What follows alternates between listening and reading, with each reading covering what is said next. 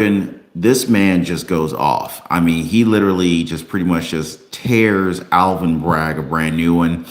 I can't wait to share this little clip with you guys. But how's everyone doing today? Hope you guys are doing well. Hope you're able to see and hear me today. So get this, a new report just exposed Manhattan District Attorney Alvin Bragg. And it's now being said, and we've been saying this for a long time, you guys, it's now being said that Alvin Bragg took years to prepare the systemic downfall of former President Donald J. Trump. Can you believe this, guys? However, that in and of itself was a red flag for a lot of folks, a lot of critics, a lot of you guys, me, because it means that Alvin Bragg, much like Attorney General Letitia James, is in office for the sole purpose of prosecuting one man. They're not even doing anything else. They're only working on one person, right? And so that is their own goal. And there's nothing much beyond that. In fact, this is why it's normal to see allies of the former president that are pissed off about this entire deal. What's going on, guys, in the comments? We got Terry Hubbard, we got Rocco, Eliza Ladner. What's going on, Brenda Jackson? Hey, and if you guys could just take 1 second, hit the like button for the video. I totally appreciate you guys. Always want to thank you, as always, for sharing these videos on Facebook and Twitter and Rumble and everywhere. All right. So again, this is why so many people are pissed off, because, you know, this is the entire deal. This is the only reason why Attorney General Letitia James ran, DA Alvin Bragg, Fannie Willis, that, you know, they're all together, Jack Smith. And it is also why more and more Americans are finally waking up. Are you guys noticing the trend of how many people are waking up? There's a lot of folks who never got behind Trump that are now like, hey, something's going on here. You know, if you guys feel me on that, you know, definitely drop a quick comment down below. Let me know where you stand. Now, I think at this point, you know, folks are waking up, and they're waking up to the fact that these people don't care about them. In fact, you know, the fact that so many things are taking place right now, like they don't even think about how illegal immigrants have turned sanctuary cities inside out. They don't care about that. They're not thinking about that. All they think about is Donald J. Trump. How criminals continue to go through their justice system in New York as if it was nothing, and they get released on no bail. It's like there's no punishment. I mean, these are also the same people who treat felonies like misdemeanors and misdemeanors like felonies. So here's what Representative Jim Jordan had to say about this brand new 300-page report. Take a listen. Sure. Well, first of all, Alvin Bragg bragged about it. Bragged about the idea that he had sued President Trump or went after President Trump hundreds of times when he's campaigning. But once he gets in office, he realizes there's no real case here. He realizes what the Department of Justice realized when they didn't bring the case, what the Federal Elections Commission realized when they didn't bring the case, and even what his predecessor realized, Cy Vance at the Manhattan DA, when he didn't bring the case. But he has a guy working for him who volunteered, Assistant DA Mark Pomerant, who is pushing this case, saying we got to go after Trump. He came to work for Alvin Bragg simply to go after Trump. And he's the one who persuades Alvin Bragg to do it, not while he's Assistant DA, but only after he resigns, throws a temper tantrum, does a media blitz, and most importantly, writes a book where he lays it all out, how he was out to get the president. Another person who's written a book. Isn't it interesting how many of these folks are dependent on Donald Trump to push their book sales? Who else has done this? What other district attorneys pull this same mess? From the get-go. That's what prompted Alvin Bragg, frankly, and Donald Trump announcing that he was going to run for president. That's what prompted Alvin Bragg to bring this ridiculous case. And Pomerantz called it the zombie case because it was dead, gone, and buried, and then the statute of limitations passed anyway.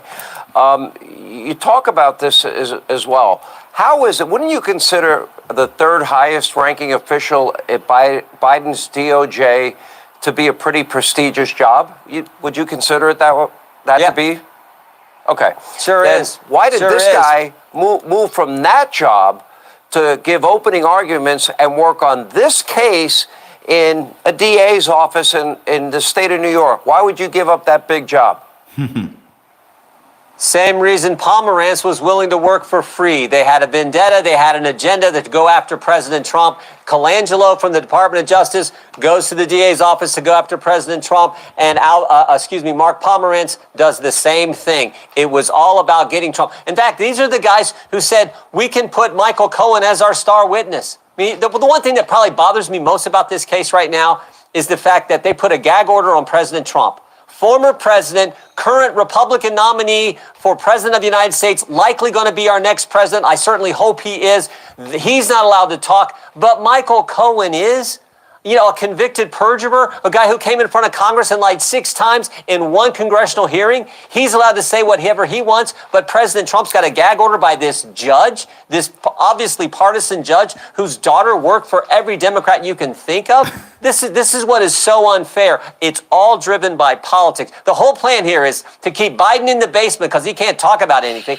Keep Biden in the basement and Trump on trial. That's what the Democrats are trying to do. That is their whole plan because they know that President Trump's going to win if he's out there and able to campaign. And that's why they're trying to keep him tied up. Hey, Jim Jordan laid it out, guys. I think it's, a very clear and dangerous precedent that's being set here. So the idea is that the former president can only take insults. He can't dish them back out.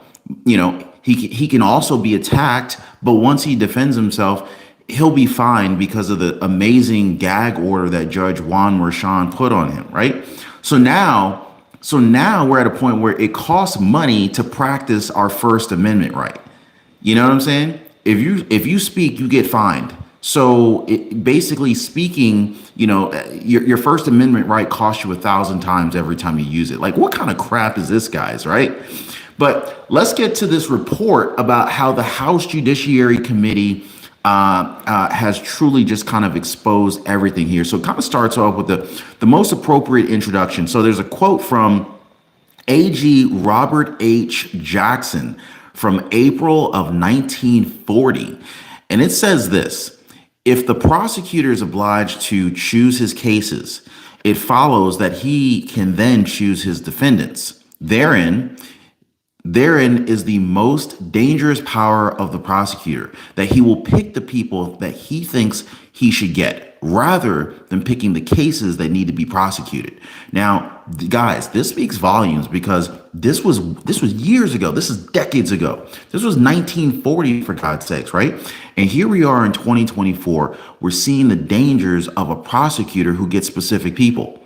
What's going on, Ronnie Jones? How many of you guys are seeing this? You have you have several prosecutors right now. They're not prosecuting cases. They're trying to prosecute one person. Comment down below if you guys are seeing that. And comment down below the DA's name that you believe is actually doing this. So yeah, and this report clearly shows how the New York County District Attorney's Office, also known as the DANY, the DANY, they went into a multi-year investigation into Donald Trump. Okay. Now, since at least 2018, the DANY has allegedly been researching into Donald Trump's personal life and business affairs. All right. And so basically the goal is to bring charges against him, no matter how far-fetched, no matter how novel or how convoluted they might be. It is being said that they kind of went back decades into the former president's life because they wanted something to hold him accountable for with some legal basis. Paul Chackin says all of them are doing this. Mike Osborne says they all write fictions. Exactly, guys. That's what we're seeing. And so, the problem, though, for their plan, though, is that it didn't pan out. Now they're getting desperate. The report states that when one legal theory didn't work, the DANY, we're talking about the district attorneys of New York, right? When one legal theory didn't work, the DANY simply pivoted to a new theory, constantly searching for any kind of crime that they can try to pin and use to prosecute Donald Trump here. And so, is this something that you approve of? Right? We're tax-paying citizens. Do we really approve of this? I don't approve of this because the committee is now saying that this is a targeted effort against the former president, much like AG Letitia James, Alvin Bragg, DA Bragg, built his office on Donald Trump's name. They both did it. They both did it, guys. Prior to his election, the DA boasted about his experience with suing President Trump's administration more than 100 times. And again, much like Letitia James, Bragg campaigned on a platform of holding then President Donald Trump accountable. So, but let's get back to Mark Pomerant here. All right. So Pomerant supposedly pressured Bragg into filing charges against Donald Trump by writing a book and going public with his criticisms. Now, in his book, Pomerant described how eager he was to investigate President Trump. He even joined an unpaid group of lawyers advising on the Trump investigation and said that he would have paid to join the investigation. Like, doesn't this seem a little bit suspect? Like, you know what I'm saying? Like, guys, because I just think that it's a little bit odd. It takes a lot of disdain to work for no money at all just to get somebody in trouble. I mean, heck, willing to not work, even worse than that, willing not just to not work for money, willing to pay to work to go after someone.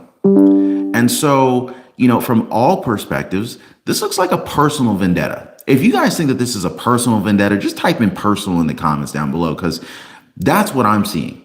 If you guys are seeing that too, let me know. If you're not, by the way, guys, if you haven't already, I don't know how many people we got in the live here. Hit the like button for the video. We got to get the truth out here, folks. We've got to get the truth out here, folks. It is Monday morning, Monday afternoon, April 29th.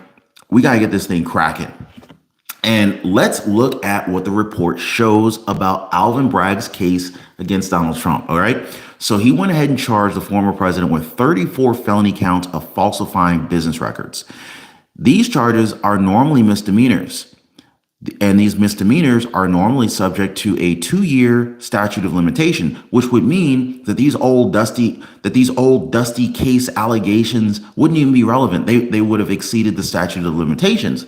So what did Bragg do? Well, Bragg, he ended up using a novel and untested legal theory.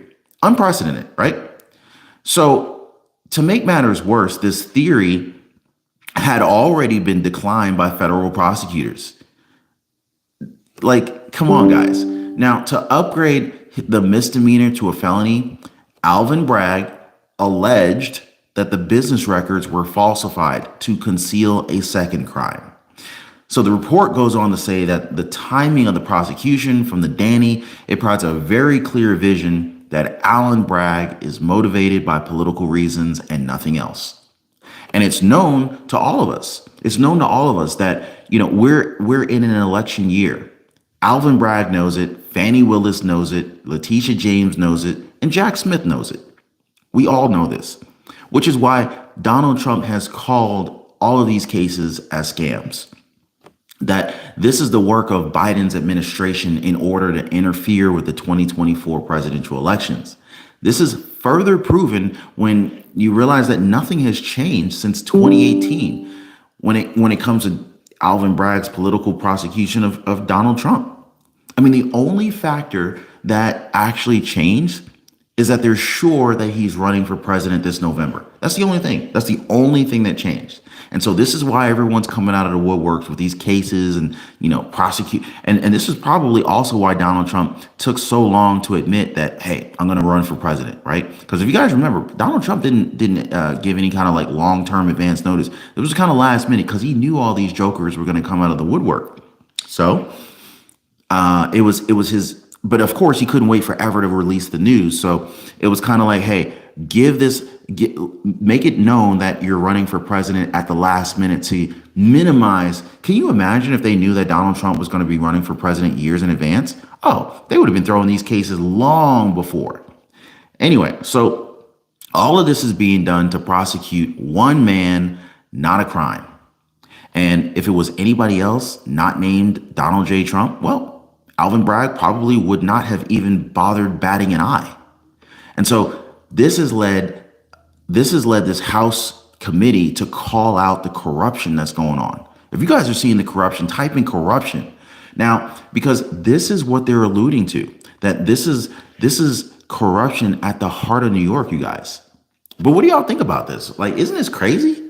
I mean, like, this is 2024, and a lot of people say, like, you know, we're seeing the biblical predictions coming through in real time right now. But what do y'all think? Like, does this report show you that the likes of Alvin Bragg and Mark Pomerant are incredibly biased against former President Donald Trump, or do they actually have a legal basis for taking Trump to court? What do y'all think? Anyway, let me see what you guys are saying in the comments, because I think that this is crazy. I think that this is clear bias. I think it's obvious what is happening. Yeah, so let me see what you guys are saying. Brenda Jackson, I too want to, let me see. Brenda, what did you say? I too want to know how on public service salary they become millionaires. Corruption. Yeah, that's a very good question. It's a very good question. Eliza Ladner says absolutely biased. Catherine Alba says corruption at its finest. Man, this is absolutely berserk, guys. These guys are desperate. These guys are desperate, and they're slapping Trump with a gag order. The president of the United States, Donald Trump, is a presidential candidate. He is running for office, and you gag him? Are you serious? Meanwhile, like, this is affecting his campaign. Imagine, I mean, think about it. You don't even have to imagine. Look at all of the people who are attacking Donald Trump during a presidential race right now, and you're telling him he can't speak. Wouldn't that mean that the judge who put the gag order on Donald Trump, which would be in this case New York City Judge Juan Merchan, wouldn't that mean that he himself is interfering with the presidential election by gagging one of the presidential candidates? Like, this is unreal, guys. This is unreal. Anyway, like I said, if you haven't already, do hit the like button for the video. Subscribe to the channel for more content like this. I want to thank y'all so much for always sharing these videos on Facebook and Twitter. And I'm going to catch you guys on the next one. Take care.